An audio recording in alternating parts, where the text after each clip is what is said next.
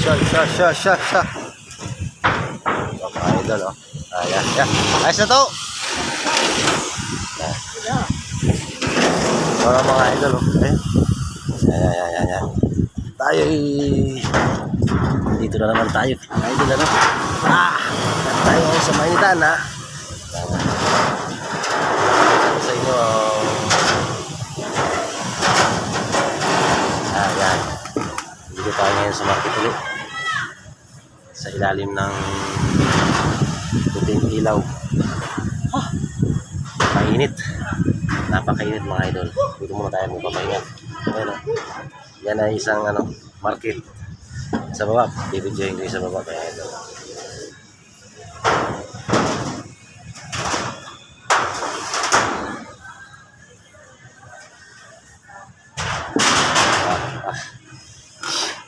Mainit ay. Tapos na idol. Tapos na. Another one. Pati yun doon sa kabila, damay din yun. Siya. Eh, marami na naman silang kalakal na to. Idol. Ay, dito na naman tayo sa taas mga idol. Walang sawang to, digmaan sa araw, napakainit pero ayos lang. Buhay construction, yo. Ayos yan. Parang ako pa yung pagod siya. Kabila na naman daw. Sabi ng idol ay nasa kabila na naman daw tayo. Kaya susunod na yung kabila. Masyadong mainit talaga sila. Mainit sa laban, kaya susunod na yung kabila talaga. Nasa anong lugar to? Ayan. Ay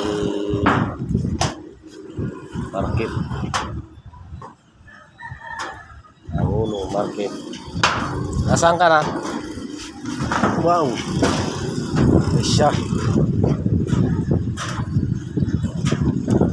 Ayun, kitang-kita ang ebidensya. Tingnan mo binibitbit. Iba na yung binibitbit ng isang mama na yun. Talagang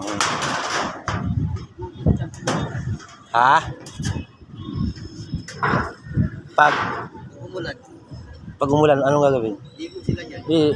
Ibibilad na lang nila yung damit. Bibilad na lang nila yung damit. Sabihin mo, may mga hanger naman sila.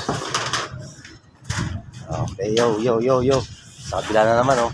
Kabila na naman tayo. Ano ko nga pala yung aking... Nasa kabila na naman tayo mga idol. Kaya tapusin na natin to. Para tayo makauwi na. Makauwi na lang maaga. Okay. Sa kabila tayo mga idol, ha.